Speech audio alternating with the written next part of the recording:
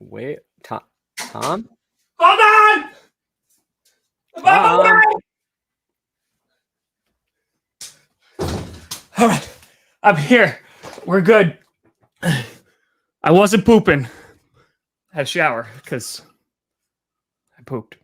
You pooped in the shower. I did. I'm sorry.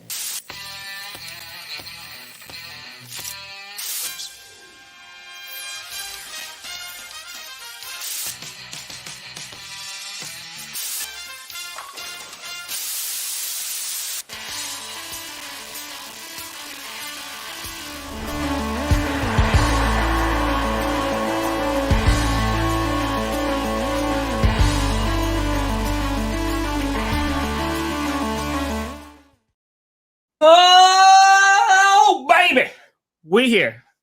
We steer. You in the right direction. Welcome to another edition of the Grossi Perna Show. I'm Tom Grossi. That's Brandon Perna. And after 2 days off, this is GP.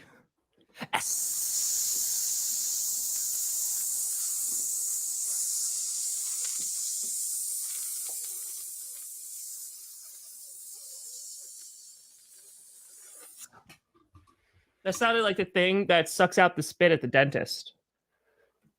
Oh, a little bit. Right, a little bit. That was pretty accurate. Listen, we're back, folks. Brandon went on vacation, and so he had a life and enjoyed himself. I did. Oh my God. Yeah. I was in the mountains, and first, it was fun. Love being in the Colorado mountains. I was petrified. Don't have really cell service where we go.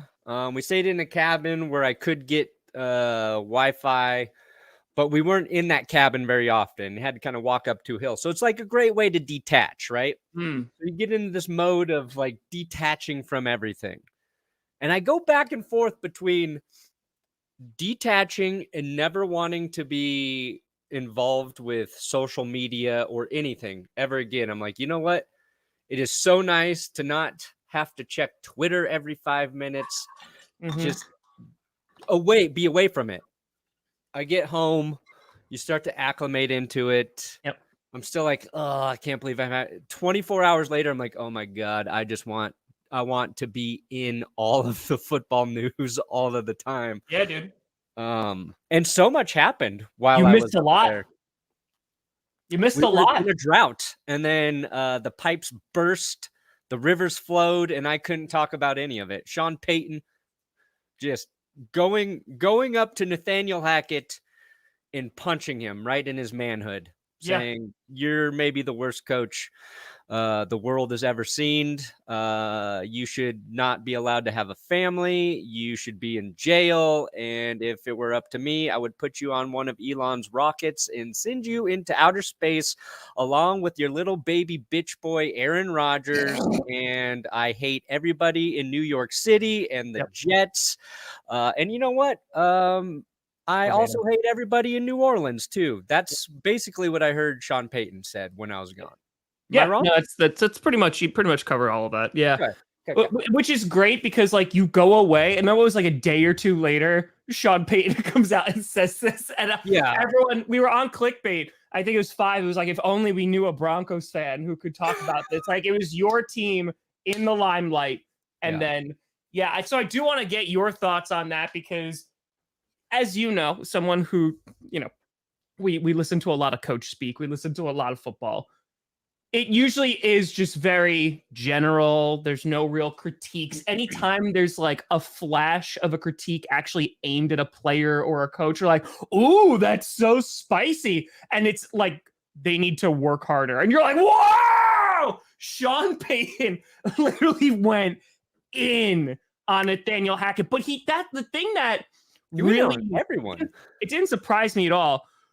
But he went in on the organization, which I think shows how much power he has. The fact that he is literally just right to the owner and not even through the GM anymore. because he was just like, it was on the organization. They were trying this pomp and circumstance, the BS. They were trying to win the offseason. And I was like, damn, like he's taking shots at the organization, but he's doing it in like a way where he's just like, we're about football now. Yeah. There's my big takeaway from all of this is, and I'm doing a video about it today. So here's the spoiler. Sean Payton just talks too much. I've watched this dude all offseason say a lot of different things. He likes to be talking, and I just started talking some shit. And was it true? Yes, 100% true. Fair to criticize the last coaching staff. Should he have said it? Probably not. It's making things interesting, though. The fact that he threw the Jets there has just made the Week 5 matchup between them that much more interesting. Which nobody cared about. Like, you keep reminding people of this until we get to Week 5. Yeah. Remember what Sean Payton said. Remember what Aaron Rodgers said in response to Sean Payton. We'll set it up for everybody, but like that made that game more interesting. I feel like he was also trying to protect his quarterback a little bit, take some of the blame off of him as well.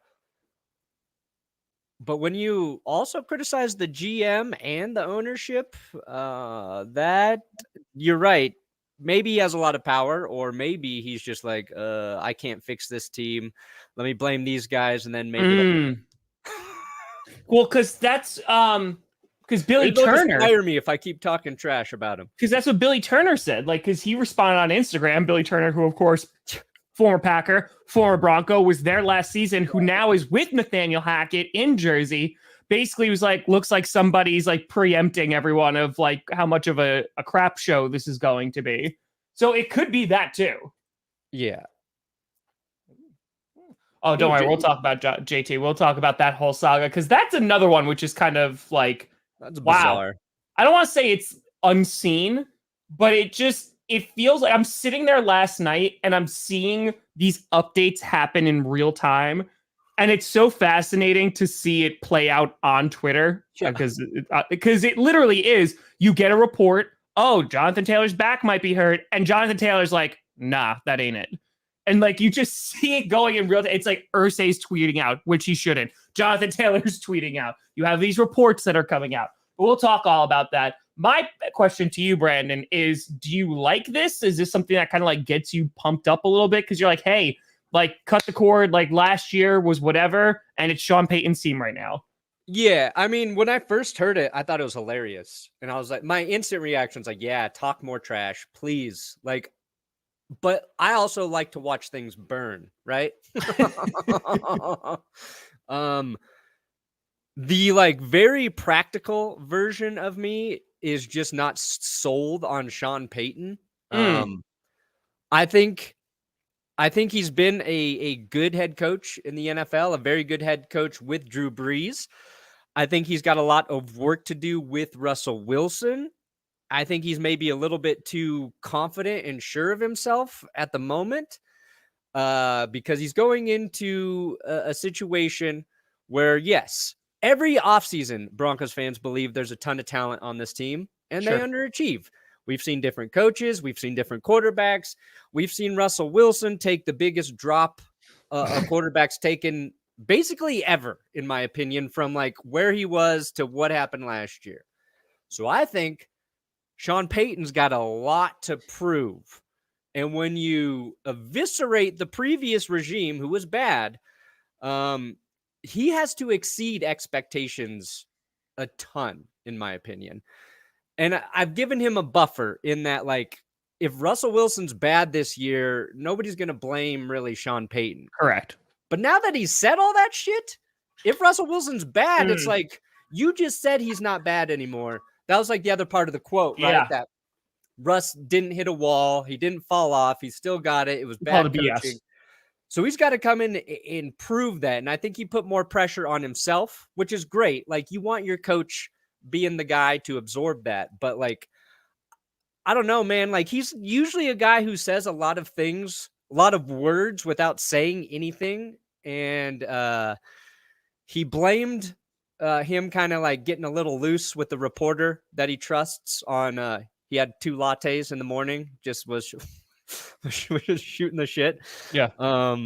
He had his Fox hat on and not his coach hat. He apologized. He said he's going to make it right with the Jets and Robert Saleh and all this other stuff. So like, we'll see. It's a thing. He said a thing. A lot of people are talking about it. It was a hilarious thing. I want him to say more things like that. We're going to talk about it. But that's just me as somebody who's got to make videos about those sort of things. As a fan, you like when there's like those rivalries that kind of get sparked because of sound bites. Yeah. But I don't think the Broncos as a team need any extra attention. No. I don't want anybody paying attention to us like right now. Like, yeah, I want us under the radar. I want to see them getting a little bit better every week. And we're not like, the fun thing is we still have to wait another month before we even see, a product on the field. Well, so that was the thing, because they made week 5 interesting for the Jets, because everyone's looking at the Jets schedule, right? Because there's so many eyes on the Jets because of Aaron Rodgers. Hell, they got Hard Knocks. But like week 1, they got the Bills, divisional Monday Night Football, lot of eyes.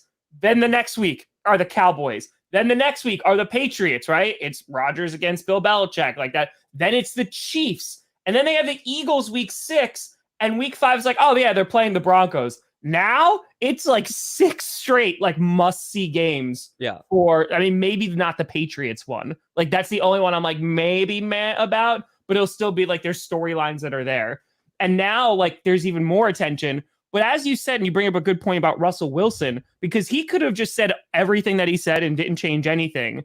And it's like, Russ is going to go out there and is going to compete and we're going to see what happens. Right.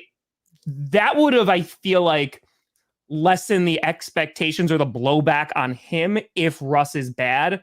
But because he went to bat for Wilson, which I think, and you and I have been talking about this, he'll automatically do better because he's going to be in a better system. He's going to be on a well-coached team, because I think Sean Payton is a good coach. Yeah. So now it's just like, okay, well, how high is that ceiling? Like, you were not saying he dropped off, but is there still cause for concern? Because you did give him a huge contract.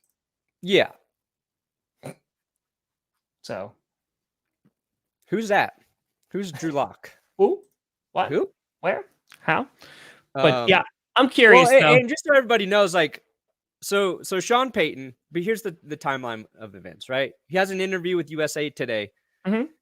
Says the last year's coaching staff was terrible. Russell Wilson was bad because everybody had dirt on their hands. They couldn't even get plays in. Maybe it was the worst coaching job ever in the NFL. Said the organization spent too much time trying to win the offseason, just like the Jets did. So that's how the Jets got involved, just like the Jets had been doing this offseason. And of course, Nathaniel Hackett is back with the Jets. So Aaron Rodgers then is asked, Peter Schrager's like, I'm not going to ask you about these quotes directly, but then asks Rodgers about the quotes directly. Rodgers says on NFL Network to Peter Schrager, Sean Payton, don't know why he had to say that. Sounds like something an insecure man would say, throwing other people under the bus for no reason. Why would you do that? Why? So that's what's fueled the Broncos-Jets thing. Like, the Jets had nothing to do with what Sean Payton was talking about. And then he just casually is like, just the way the Jets won the offseason. And I get what he's saying in principle, but like, the Jets upgraded their quarterback. Yeah. Right? That's what they did this offseason. 100%. That's what the Broncos thought they did last offseason. They had to hire a new coach. They made a play for a quarterback. Yeah. And yeah, when your team gets that, you're going to hype up, oh, we got a new coach. We got Russell Wilson. They should be excited about it. You should be hyping up that offseason. Yeah. If he wants to criticize a team for winning the offseason, why the fuck didn't he mention the Chargers? That's all they ever do, Tom. Why did the Chargers get out of this mess scot-free? Because because they've been through enough, Brandon. They've been through it. It's like it's kicking someone while they're down. All right. Yeah. And who the hell is Aaron Rodgers now? Like, bro, he went to. I want to actually talk about this. I was like, Yes, I'll restructure my contract. Taking I love every player here in New York City. New York Yes, City. I'm going to defend my coaches and teams with vitriol. Is that the right word? I don't know. Yeah, sure. While he was in Green Bay, he was just like... So here's the thing that's important too. He didn't just restructure. He took a $35 million pay cut. Like he actually did. Like they restructured so that they have this 2-year window for them to be as competitive as possible and they can sign people. And they like pushed a bunch of money out and it'll be void years and all that great stuff. But he also took a pay cut. And this was the subject of a lot of contention amongst some Packers fans because they were like, what the F, man? And there was people saying, well, if he did that, then they could have kept Davante Adams, which I think is very much revisionist history. But the point is that he's going there. He's like singing the praises, what have you. Then there's the other part of Packers fans that are like, oh, just wait. Like, just wait. If they start losing, they start messing up or, like that, just wait. And then you'll see a different side of it. I think right now it's the honeymoon phase for both sides. And until something gets in the way, it's going to kind of be like that. I think Rodgers is very happy to be out of Green Bay because he made it very clear he didn't want to be on a rebuilding team. I think he made it very clear that he was upset with the organization after they drafted Jordan Love and all of the things that have happened in the past. And this is him being like, we made fun of all the things that Robert Saleh came out and said and was like, oh, there's no such thing as a checklist and blah, blah, blah, blah. Rodgers has gotten like everything that he wants. And then he's paid that back to the team going, here's a pay cut. I want to win a ring. Yeah. Aaron Rodgers last year with that roster is not going to win a ring. Now, again, right? I'm giving Rodgers the benefit of the doubt, like broken thumb since like week 5, all of these things.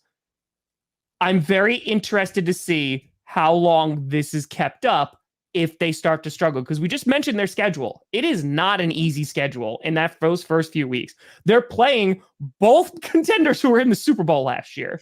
So like, it's gonna be a challenge. But yeah, I'm not upset about it because like, I just don't care anymore. Like he did that for the Jets. I'm like, cool. Like he's not my QB no more. Like, you know what I mean? Like, again, wish him well as long as it's not against the Packers. Play 65% of the snaps and we're rocking and rolling. I'm kind of hoping the Jets are undefeated, and then reality comes crashing back to them when the Broncos beat them.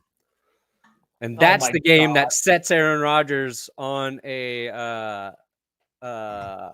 turn against the Jets. It's, to me, the funniest part, though, is it's clear how unhappy Rodgers was with just the Packers front office. Like, that's, to me, outside of him like doing all this because he wants to win, which is admirable. It's like he handcuffed the Packers by making them pay him what they did to keep him. And then he goes somewhere else after a very complicated trade process. And just like, okay, yeah, now we can, I can take $35 million off my contract or whatever. It's like it's a nice troll move. I respect the level of trolling Rodgers just did to the Packers front office. And I'm not even saying like the Packers were wrong. I'm just saying like he was clearly unhappy, and he's made it very apparent how unhappy he was by being so amenable to the Jets and their wishes. And I think both Packers fans, like you're talking about the division of like kind of what they're arguing, I think they're both right. Like if things I want to see what the Jets look like as a competitive team, because I think Aaron Rodgers is one of the best quarterbacks to ever do it. And I think he went to a good situation, but I am rooting for something bad to happen to the Jets now just to see how Rodgers responds. Whether that's like a 4-game losing streak and it's not Rodgers' fault at all. And I just want to see like what he has to say when that happens. Anyway, it's going to be fun. The storylines are shaping up for this season. We're starting to see them a little more clearly. Yes. No, I just can't wait for freaking football, man. Like it's now this last week, I feel like really got into like, okay, this is football season now. We got it's the Hall of Fame game that we're gonna be like, yeah, we can't wait. And then we're gonna watch 2 drives of Zach Wilson and be like, all right, I'm good. I'll wait till my team plays in preseason, then I'll wait for the regular season. But yeah, I'm pumped, dude. I'm pumped. Let's talk running backs. Okay. But do you want to talk about Underdog fantasy first? I would love to talk about Underdog. I know you missed it. I know you missed it. No. Oh, I mean, you know what? The one thing like I kept going to check were my Underdog drafts. When I was in the mountains. I made sure I was getting all my picks in. I didn't miss a single pick, and it was a pain to get to the Wi-Fi. Also. Oh no, poor baby. Look at this. I gotta hang up damn! Damn! So big. I don't have a lot of space. Large. I think it's gonna go where Champ Bailey is. That's large. All right. Underdog. I know.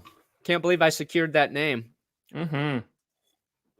Can't believe Tom's new diet. I didn't even see that. Yeah, gotcha, Tom. Gotcha. I've just been slowly adding to it every time.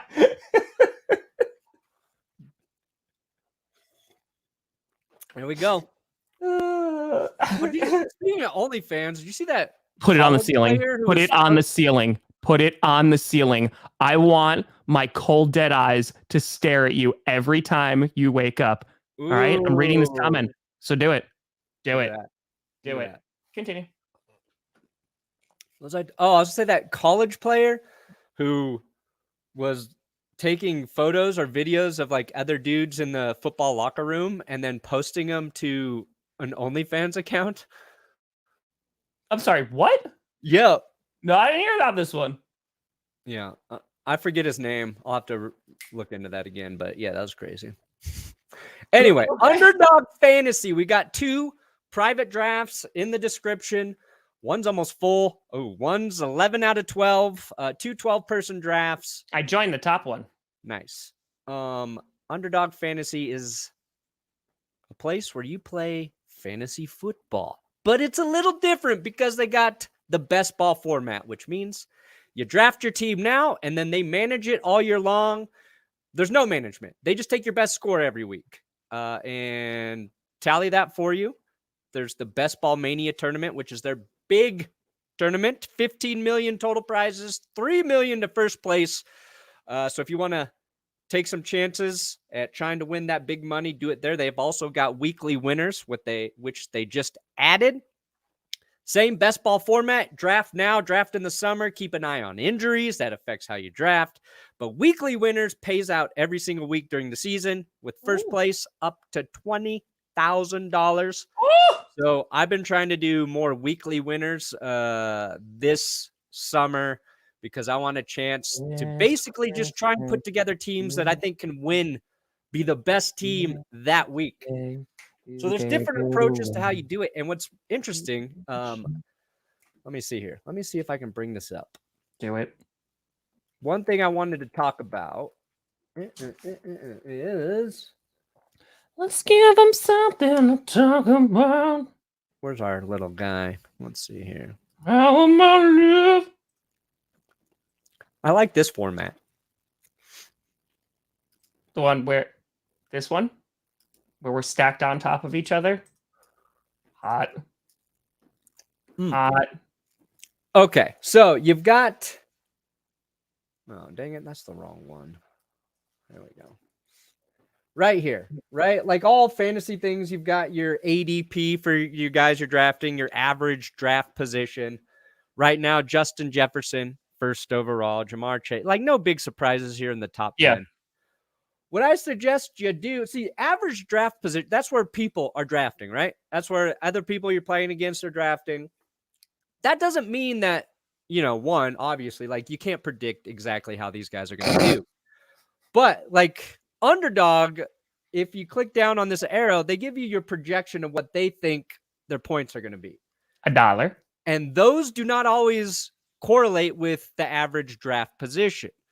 So make sure you check what Underdog's projecting for some of these guys and their output this season because they probably know better than Joe Schmoes like us just drafting all year long. So, like, especially when you get deep into the drafts, there might be guys further down. You scroll down, look, and say, oh, this guy's actually projected to outscore like the next 15 people I could draft. So just keep your eye on the average draft position versus what Underdog is projecting. I tend to lean towards Underdog because I think they have people who are really focusing on fantasy in their outputs, especially like the late rounds. You got a receiver who's a wide receiver number 2 on a team versus a bunch of guys who are like number 3. They're just going higher because they're more recognizable names. So, ooh, is it my pick already? Anyway, that was something I noticed recently. Underdog, where's our little, we need this. Where's my disclaimer? I got you. Also, the QR code in the corner, if you want to sign up, works. Our code is GPS. They'll match your first deposit up to $100 over at Underdog Fantasy. I'm Tom. Okay, let's go into my draft real quick. All right. Oh, shit, I got the first overall pick. You should pick Russell Wilson. No. You believe in him, right? No. You believe in him? Night, I was like, I have yet to get the first overall pick in any of my summer drafts. Don't you believe in him? Oh, wait, on the next pick. Been able to select Justin Jefferson once.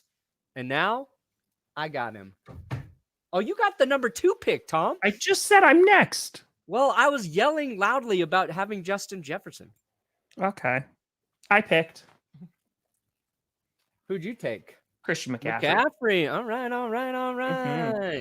Hey, Rachel's dad. Happy 74th, Mr. Rachel. Oh yeah, Mr. All right, that works. Yeah, I got Justin Jefferson finally. He's been my white whale this draft season. I got Jamar, I've got Kupp, I've got Hill, I've got Travis Kelce, I've got McCaffrey. Haven't got JJ. Now I got him. Now you got him.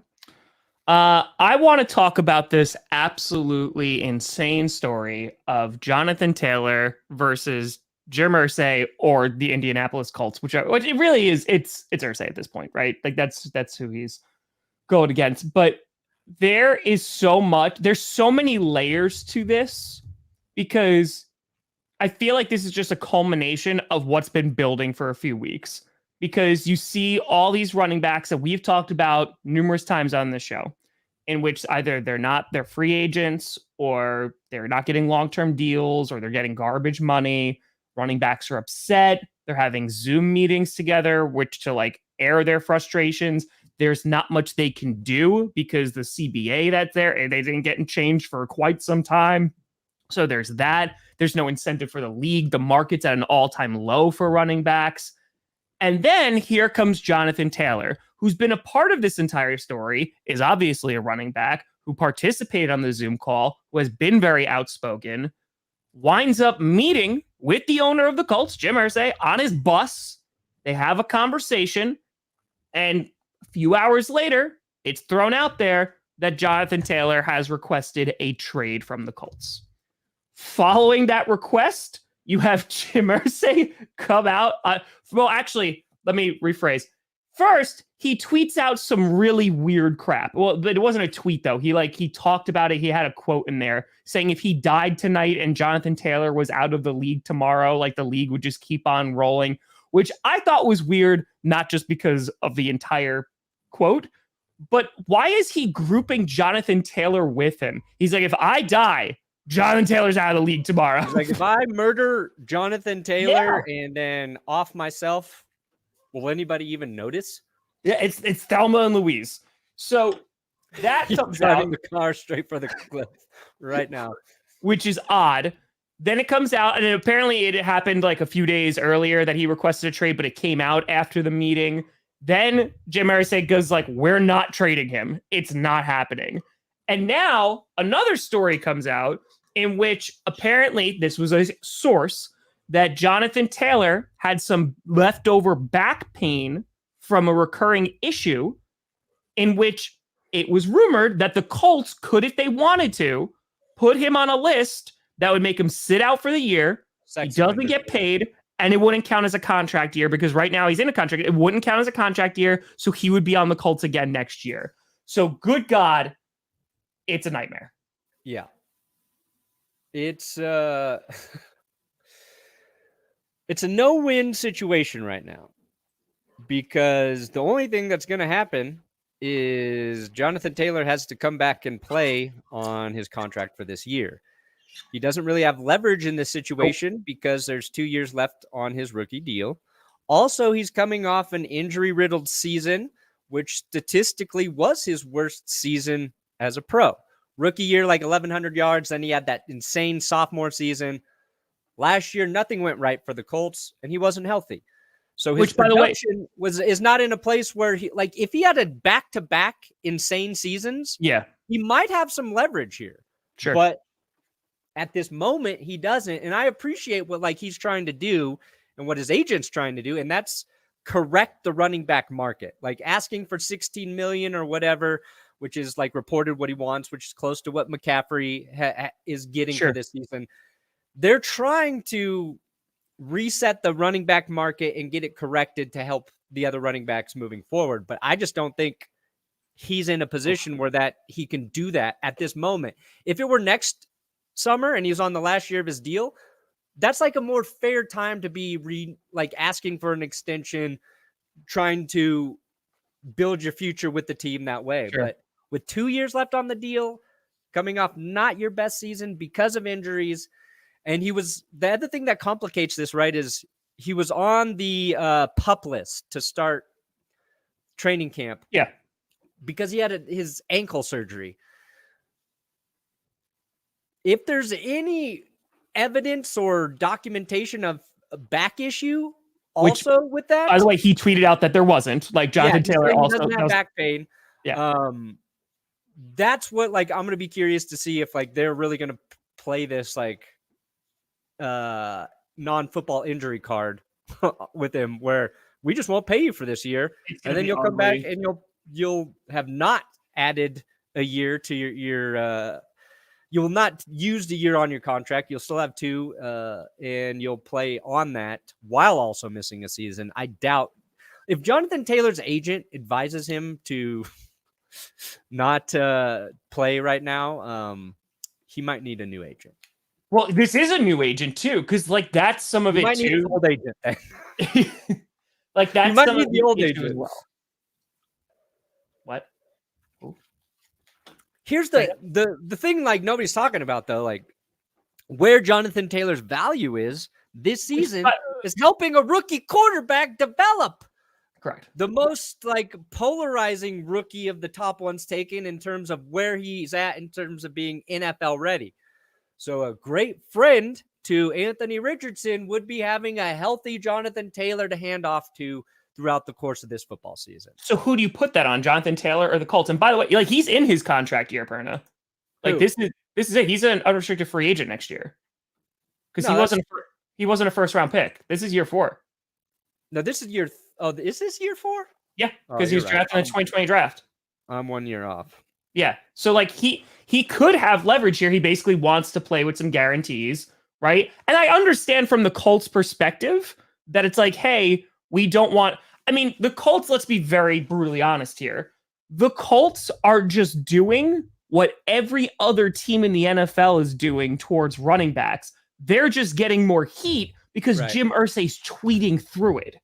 And he sounds like a crazy person. Yeah. That's why he's getting more heat. And Jonathan Taylor is a very good running back, but there are injury concerns. The market is at an all-time low. He has no leverage. Jonathan Taylor can turn around and be like, yeah, I'm going to sit out. You're screwed, buddy, because the CBA literally screws players who sit out.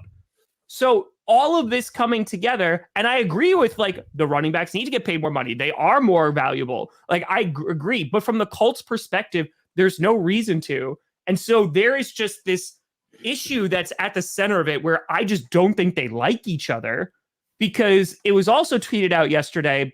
This was a good point, saying the Colts didn't have to give Andrew Luck all that money when he retired because they gave him like $20-something million and said, here you go. Like they could have recouped that money, but they gave it to him. But here, the fact that like that's being used to putting him on that list as, hey, we can completely screw you and then you'll be on this team again next year. It's rough. Yeah, I think like the real problem is Jim Irsay just needs to shut the hell up.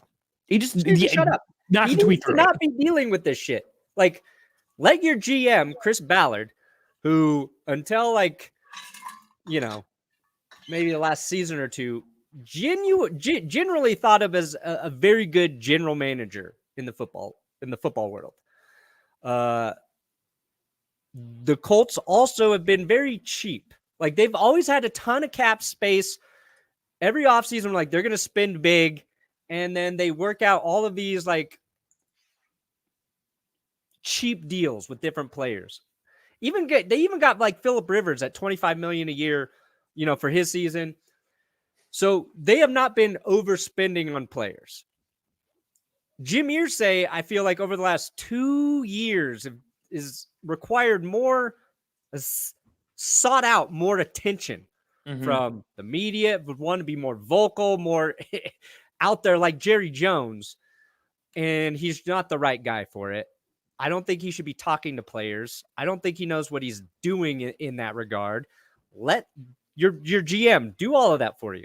Like, I think Chris Ballard is good at those things. And I think if it were just Chris Ballard and Jonathan Taylor handling this situation, it wouldn't be where it is. But I think he's the problem, Jim Irsay. That he just needs to step back. Take a step back, Jim. It's an issue where I just want to remind people, because I'm speaking just to Packers fans right now. Packers fans who are like, man, we wouldn't have some of these Aaron Rodgers problems if we had an owner. This is what you also could have. Yeah. Like, it could just be an internal issue, right? That's being dealt with internally and call it a day. It's literally being played out on Twitter, which is not great for the organization. It's not great for Jonathan Taylor. It's definitely not great for Jim Irsay. Like, it's not great for any of them. So we're watching this happen because I want to like get your take on this. This is taking me aback because I feel like with any contract dispute or anything like that, a lot of the time we hear like the aftermath of it, or we'll get a cryptic tweet from the player.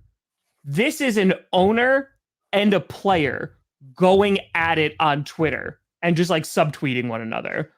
And I feel like I haven't seen that level of pettiness and conflict like on social media for an issue that's still ongoing and playing out.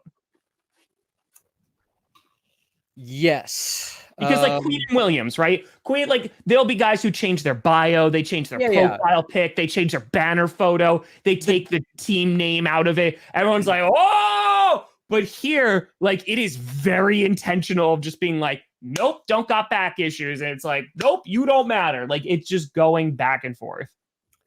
Yeah, it's like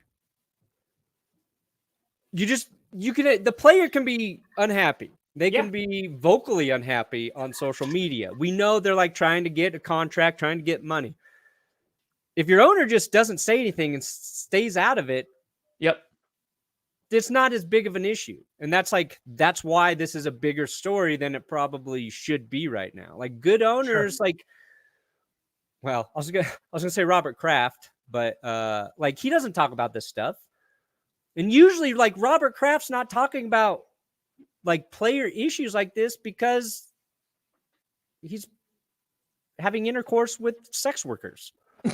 So really, Jim Irsay, where's your intercourse happening?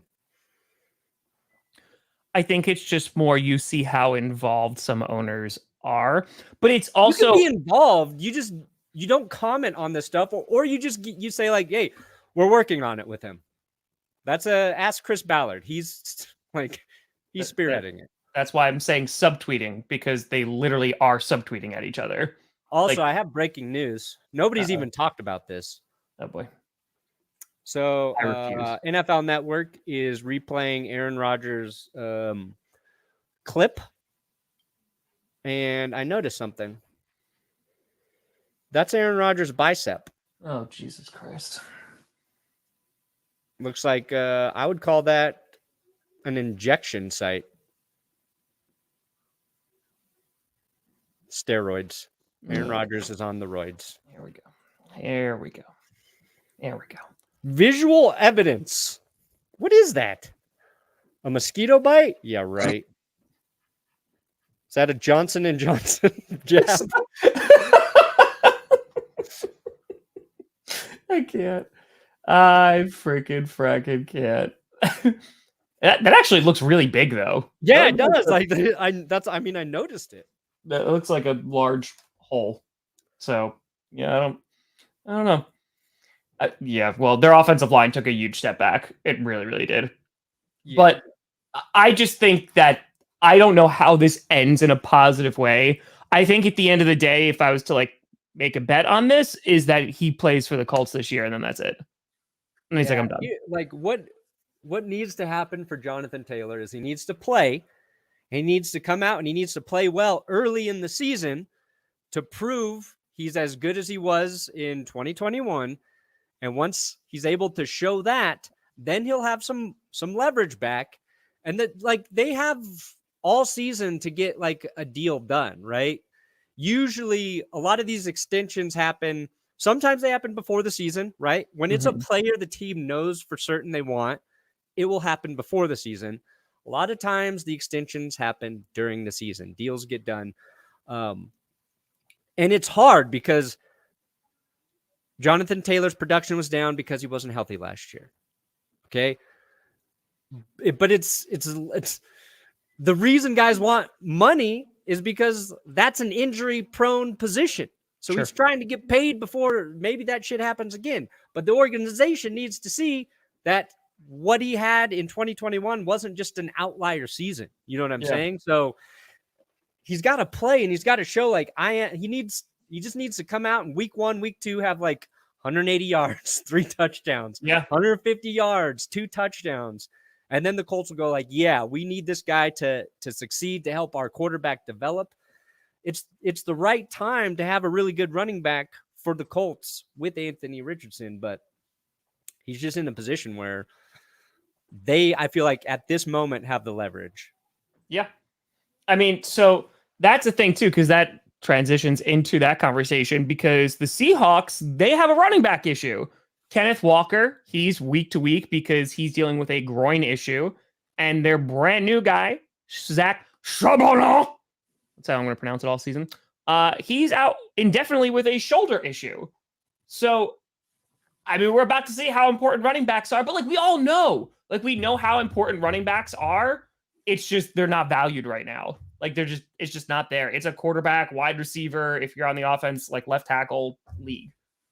So the Seahawks, I mean, it's good that they drafted someone else, but yeah, there's definitely concern there because they utilize their running backs and their running backs have a history of getting injured. They can be really, really good. But how is it not a bigger story that every running back in Seattle just gets hurt? They're really good and then they're hurt. Because Pete Carroll takes part of their knee every night. He eats them. That's the real kneecap biter. Give me some more of their knee cartilage to chew. Ooh, what if we found out Pete Carroll is just chewing knee cartilage? That's what Dan Campbell actually got it from. Interesting. That's the story. Because there's been a bunch of injuries that are kind of because I saw Kadarius Toney, he got surgery to clean some stuff up. I think it was a cartilage issue. Yeah. And then, I think that you're going to see more and more of these, especially as camp, goes on. Dave Bakhtiari tweeted out that they shouldn't have OTAs before anything. They should start OTAs right after July 4th. And it's a longer ramp up to the season to avoid injury, which people have gone back and forth on what would actually work, but you're going to see this regardless because football is a violent sport they don't even have pads on. I mean, the Packers first practice is with pads today. Yeah. There's a whole month for these guys to get healthy too. Yeah. Well, like 5 weeks. I'm not worried about any injuries right now. Dude, Jalen Ramsey is out till December. Till December? December. Yeah, not great, Bob. They thought that they could have gotten away with it like that, but no, now he's out until like December. What was his injury? His meniscus. Oh. Yeah. Damn. So that's all right. They can get by without him. Obviously, he's going to be a key part to their secondary, but like they have Vic Fangio coaching that defense. And that defense is going to be better. They signed Eli Apple to hold them over. Eli Apple might have one of his best seasons with Fangio, honestly. He could have a good season. I think he's serviceable. Like, he's at least serviceable until... And if they're good, like if the Dolphins are a healthy, good team, like knock on wood, then getting Jalen Ramsey back for like that end of the season, postseason push, like wouldn't necessarily be a bad thing. No, that's like if he's healthy, they get a little boost when they need it. Yeah, that's not bad. No, I think it's pretty good. But yeah, and Joe Burrow strained his calf. That looked bad for a second. Yeah, that was terrifying. Calf strain.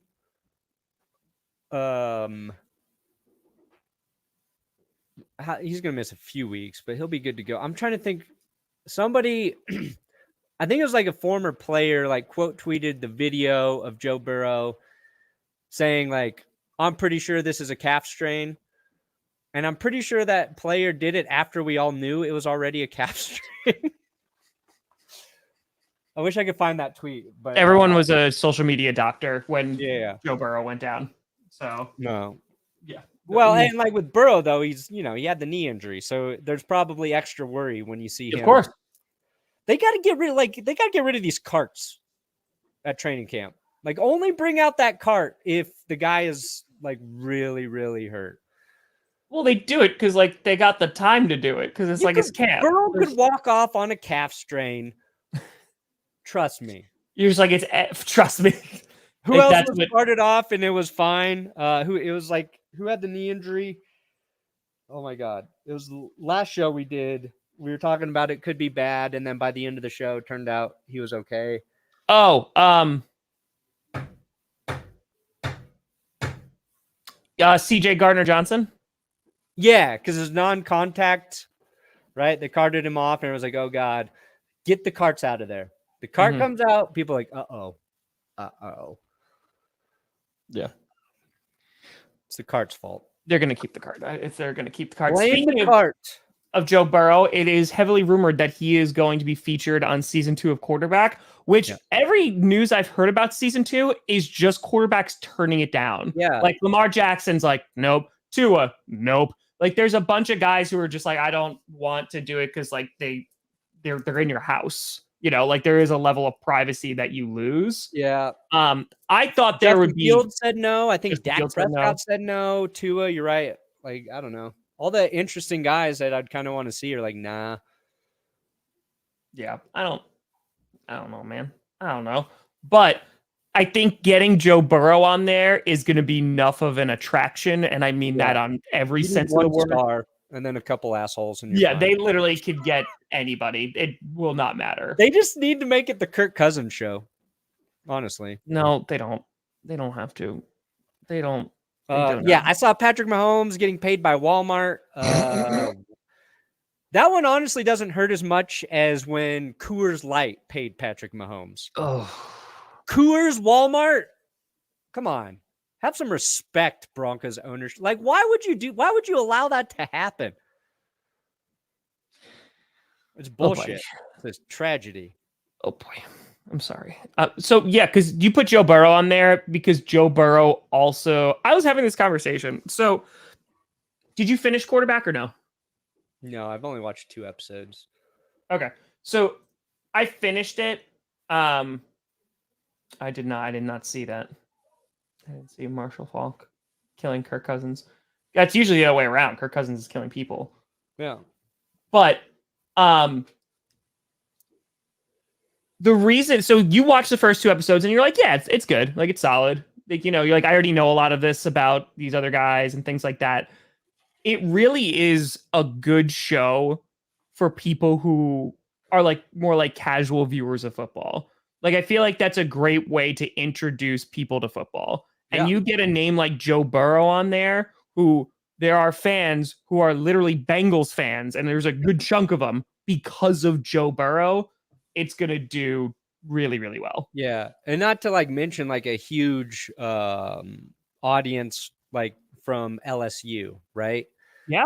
So that's two nice demos Netflix can bring in. They need 2 stars on that show though. Mm-hmm. You have the format. You have one who's like elite, then you have like the middle guy, then you have like dude, personally, what I would love to see, you get a Joe Burrow, then you get a middle of the road guy. I don't really care what it is. Get a rookie. Like, you get like one of those rookies, like CJ Stroud, Bryce Young, like even Sam Howell. Like, I would be interested in that.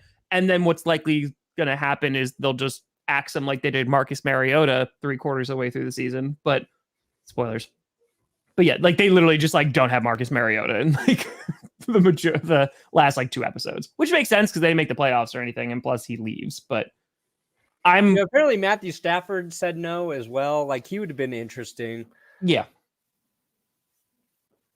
Because I just don't know how much more it's going to tell us, right? Like, people who literally live and breathe football during the season and read like every single story that you could possibly read. I don't know, but like there's little things in there. So for example, like Patrick Mahomes booking an Airbnb in Arizona 3 months before the Super Bowl. Like, that's just, I'm like, damn. Because some people are like, wow, that's a level of confidence. And I was just like, that just sounds like good value because you could just cancel it. You know what I mean? Yeah, he was like, prices go up. Yeah. You know what? If I had a $500 million contract, wherever, I wouldn't worry about that. I just wouldn't worry about that anymore. I would not be frugal if I had 500 mil coming to me. I'm like, I'll actually pay more for Airbnb right now. I don't give a shit because I'm rich. I am rich. Oh, by the way, speaking of other divisional quarterbacks, Justin Herbert, that happened while you were gone too. Yeah, he got extended. He got his big extension. He got money. He got money. You okay? You don't care. Win something, Herbert. I like Justin Herbert. I do. I like him. I think he's very good. But he ain't done shit yet. So now what does that mean? Sweep the Broncos like every other team in the AFC West. Hey, Herbert, once you sweep the Broncos, maybe you'll have earned that money. Underperformer. So that's the new, like, hey, beat the piss out of my team, and then sweep my team. Then maybe you're worth $260 million or whatever. Okay. Maybe don't blow a 27-point lead in the playoffs. I mean, is that how much is that? Is him? But I mean, like, it is the quarterback. How does he get a pass for that? But every other quarterback would be eviscerated if they blew that lead. Throw the ball into the end zone, Herbert. Oh, can't do that in the second half. I'm not saying it's not like completely his fault. I'm just saying, someone who really likes Justin Herbert, but he's not that good at football. But I love him. Underrated at being overrated. Ooh. Justin Herbert is the most overrated quarterback I've ever seen.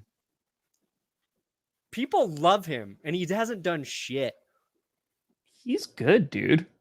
He's very good, but he hasn't done shit. He's as hell, too. What did he win last year? Nothing. He had one of the biggest playoff losses of all time. Great job. Oh, let's save him with Kellen Moore. Also great at choking in the playoffs. Just unanimously, this is a great move. Did Kellen Moore draw up the Zeke Elliott play? That's what I want to know. Can't wait to watch Austin Eckler playing right tackle for the Chargers in a trick play. Okay. Travis Kelce also punched a defender. The Chargers they're gonna get to the championship game. Yeah, just because you said something. Just because I went on that rant. Yeah, that sounds about right. They will never get to the Super Bowl again. They're going to play the Broncos in the wild card and beat them. And you'll be happy just because the Broncos made the playoffs. Yeah. Fine. Dude, I will be thrilled if the Broncos make it to the playoffs and then just get the shit kicked out of them by the Chargers at this point. How bad would it be? We were there. We got into the dance, guys. We were talking about this before, but and I don't think this is going to happen. But how bad would it be if the Broncos win 3 games? Russell Wilson's not hurt. There's no major injuries, but they win 3 games, and Sean Payton's well, crap. Dude, the worst thing that could happen for the Broncos would be for them to win 3 games and still be the 3rd worst team in the league. Yep. If they win 3 games, I'm maybe we got a chance for Caleb Williams, but he should have scored on offense at least once. At least one time scored. Dude, here's another issue I have, and I know you're not going to care about this in any way, shape, or form. But it's the waning minutes of the show. Okay. Can we just why do they suck? They just suck. This one's okay. This one's all right. The top right is okay. But it's so freaking boring, man. That looks horrible. That looks horrendous. Why can't they just make good I don't even wear them, but I will buy them. NFL, just let me give you money. And it's just they suck. And 9 times out of 10, they suck. Yeah. Elliot, something the Chargers could never do. And it's not just the Packers. It's across the league. They're just not good. The NFL and their design team is, how you say, not hot. Not hot at all. I hate them. The Packers are in a tough spot because green and yellow, that's a tough color scheme just to work with. They got plenty of options!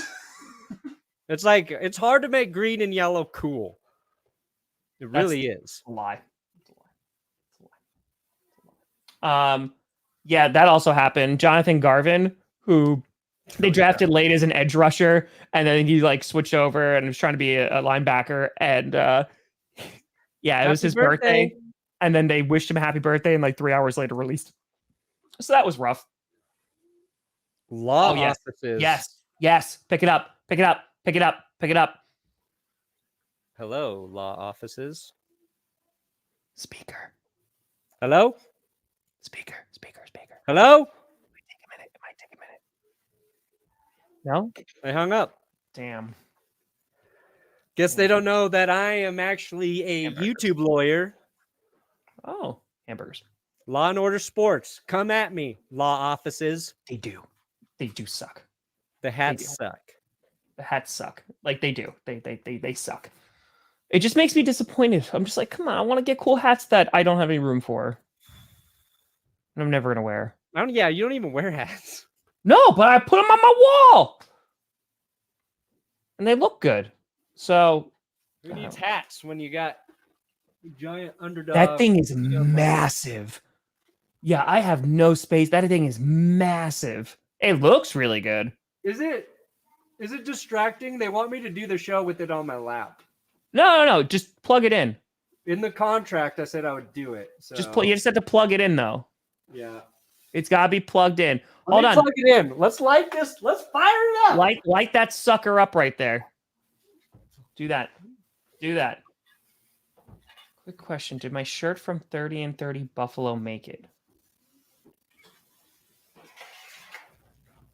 I think so. Yeah. Because I brought it home 2 days later. Damn. Hey everybody, welcome to GPS. I'm Brandon Perna with Tom Grossi, and today we're going to navigate you right into a 1 hour ad for Underdog. Feeling the need to defend their coaches? That doesn't always happen. It does not always happen. So they have to like them because the amount of people. All right. This is real I'm quick. an overdog. During the Urban Meyer regime, were there players that actually came out and defended him at all? No, they're like, fuck that guy. Yeah, so that's what I'm saying. Like, I don't think that's the fact that you have like Billy Turner coming out and like defending Nathaniel Hackett. I'm sure he's thankful because like that's probably part of the reason he got a job, and it's Aaron Rodgers too because he likes Billy Turner. But I don't know, man. Like, dude, doesn't always happen. Honestly, Hackett's problem, I think, is he was too nice, too likable. It's true. It's true. It wasn't like even Broncos fans, like Urban Meyer. Everyone's like, this guy's like a scumbag. He's kind of just like a scumbag. Nathaniel Hackett, like, yeah, he seems like a really nice dude, like nice personality. He just wasn't a good coach. Yeah. True. As a head coach, and maybe one day that changes. But like Rodgers said, he's like one of his favorite coaches ever, and they worked well together. Rodgers played some of his best football with Nate Dogg Hackett. So, I will say, speaking of jerseys, because I asked about the Colts, when we talked about this last time, like there's something that seems off, like with it all together. But those Kelly Green Eagles jerseys, beautiful. Your jerseys got released too. Yeah, we got the white helmet with the old logo. Looks very sexy. Yeah, by the way, Adam beat you. You are officially the last person I'm waiting for my package from 30 and 30. Oh, yeah, I'll get to that. King keeps asking me, he's like, you get the mead? And I'm like, nope. Yeah. It's from Brad. Yeah, I got it. I got to send it. It's okay. It's all right. Alrighty. Fine. Brandon, what do you got coming out today, buddy? Oh, the Sean Payton story? Yeah. Also, we got 6 spots left in that second underdog draft. Yeah, first one's full. 6 spots left. I got a video coming out today. We got 2011 coming out Wednesday, so keep it up. Hold on. Johnny wants you to send him that Manscaped thing. Remember, you were offering us Yeah. You guys will be waiting a while, so just brace. Can you send me some of the hair that you shave off from Manscaped? Could be from any part. Sure. Be from any part. Just put it in the bag. That's fine. Yeah, I got I think probably a skit coming out today. I released Coach last night, which was wild. Which, by the way, I might have to move it to Sundays because a bunch more people watched it, and I was like, oh, Sunday's a good night for Coach. Plus, that extra day really did help. But yeah, I've got 2 interviews today that I got to do. But yeah, I'll be trying to get a video out today.